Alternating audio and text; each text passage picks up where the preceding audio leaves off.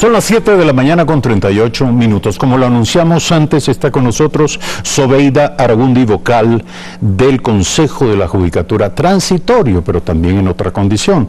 En condición de parte de la terna que ha sido enviada por la Fiscalía al Consejo de Participación Ciudadana y Control Social transitorio para la selección de los nuevos vocales del Consejo de la Judicatura definitivo.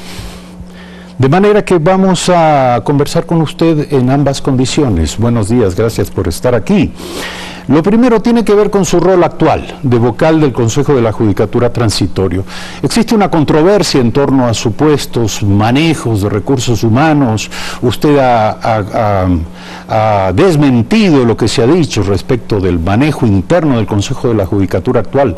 Pero ¿cuál es la verdad finalmente sobre lo que se está haciendo en este momento? ¿Existe malestar dentro de los funcionarios de la organización del Consejo de la Judicatura y en qué sentido? Muy buenos días, señor Califey. Buenos días a la teleaudiencia. Muchas gracias por la pregunta. Estoy pensando, viendo que se refiere usted a una denuncia, que no es que lo digo yo, sino que ya se ha demostrado, es falsa, totalmente falsa.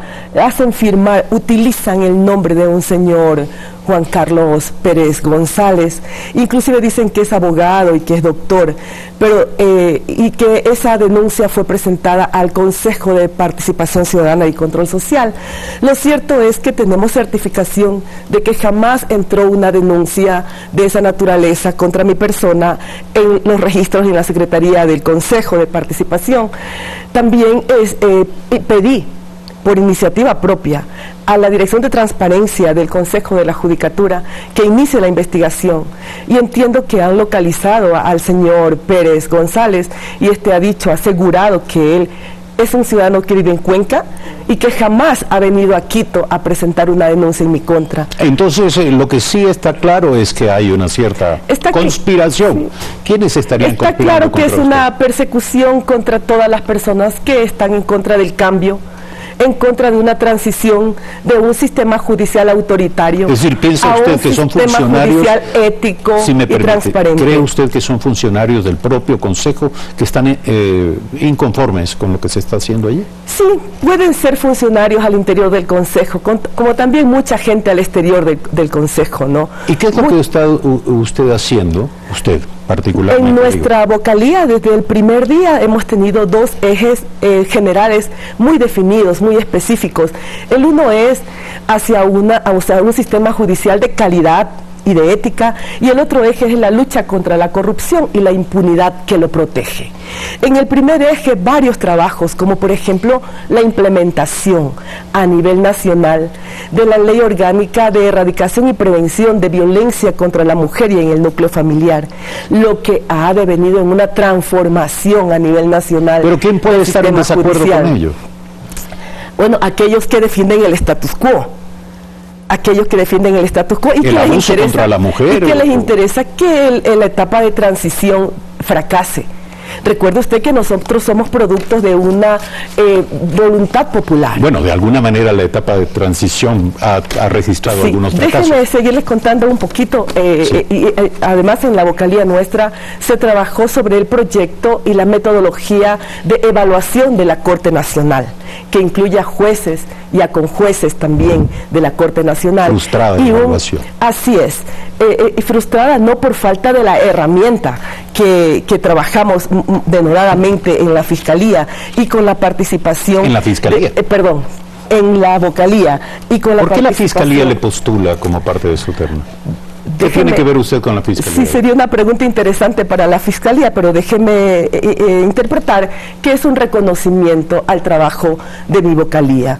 Muchas veces nos hemos sentado con la Fiscalía y también con la Defensoría Pública en varias mesas técnicas, por ejemplo, en la mesa técnica del sistema integral para la defensa de la violencia contra la mujer, en la mesa técnica integral de medicina forense, por ejemplo, en muchas mesas técnicas en la lucha contra el delitos transnacionales, y entonces supongo que el trabajo en conjunto se puede observar en esas instancias. Ellos le consultaron a usted muy amable Gracias. La verdad, sobre la evaluación. Sí, la evaluación de la Corte Nacional. Si usted me permite nomás unos segundos rapidísimo. Por favor.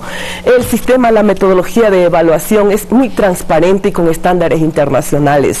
Tenemos la presencia de veedores internacionales y también veeduría nacional, con un equipo de evaluadores, de calificadores. ¿Se refiere usted a la evaluación de la Corte Nacional? Me refiero a la metodología para la evaluación de la Corte Nacional. Pero si me permite, con todo lo interesante que esto puede ser, estamos hablando de lo que pudo haber sido y no fue. Yo quisiera preguntarle, consultarle a usted por esta otra doble condición, la condición de tercera en la terna de la Fiscalía para optar por la designación como vocal permanente del Consejo de la Judicatura definitivo.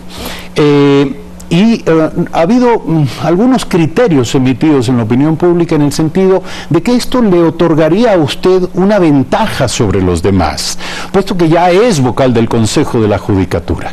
Y una cierta ventaja, esto quiere decir, traducido de alguna manera, trato de interpretarlo, pero quiero su parecer, por cierto, que esto le da ciertas conexiones, le atrae hacia usted la influencia y el respaldo del propio Consejo de la Judicatura Transitorio, el que ya le designó como vocal transitoria y que ahora tendría que simplemente ratificarle como vocal definitiva. ¿Qué opina de esto? Sí, gracias por la pregunta, pero permítame volver un poquito al tema de atrás. Si pudo haber sido...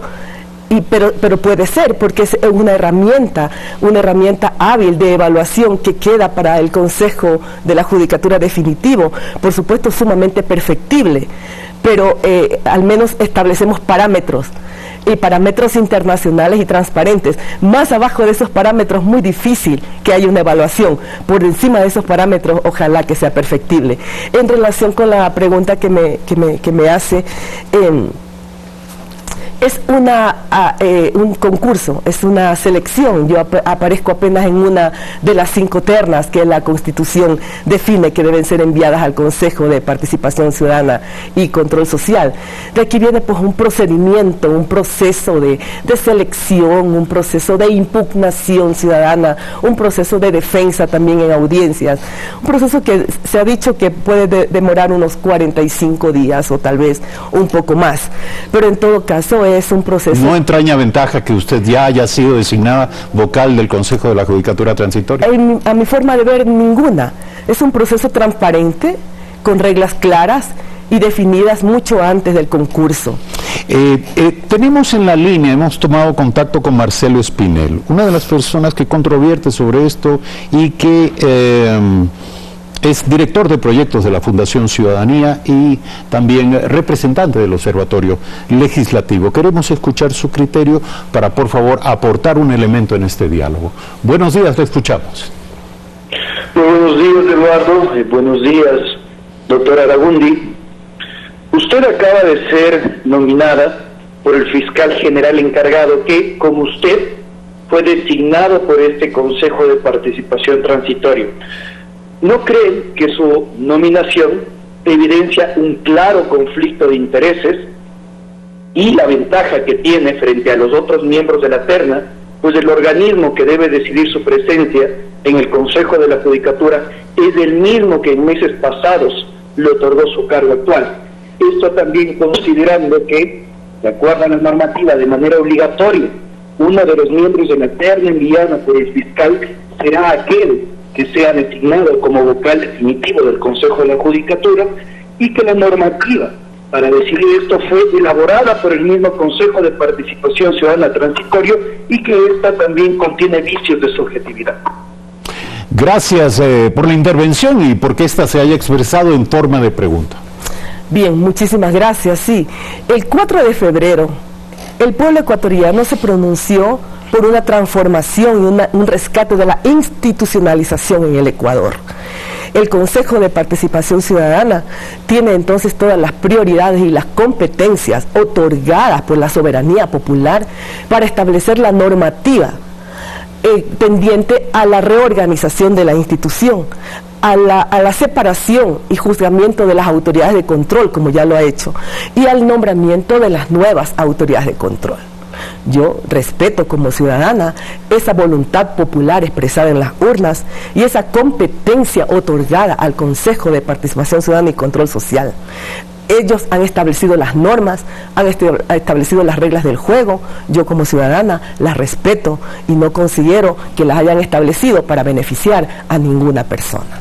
7 de la mañana, 48 minutos. Gracias por aceptar esta invitación, Sobeida Aragundi, vocal del Consejo de la Judicatura Transitorio y parte de la terna presentada por la Fiscalía para la selección de los nuevos vocales definitivos del Consejo de la Judicatura.